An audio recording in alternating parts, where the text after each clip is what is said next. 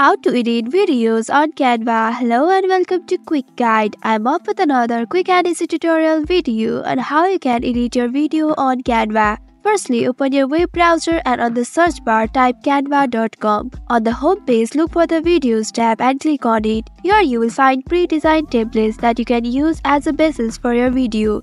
If you prefer to work with your own video, click on the Create Design option at the top right and select a video from the option. You will reach to a new page where you can upload your own video. To do this, click on the Uploads option in the left sidebar, then select Videos.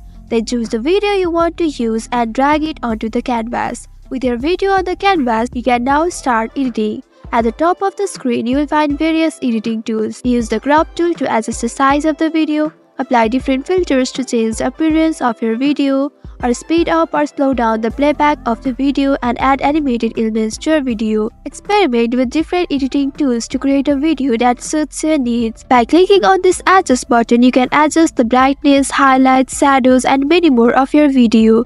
And that's it, you have successfully learned how to edit a video on Canva.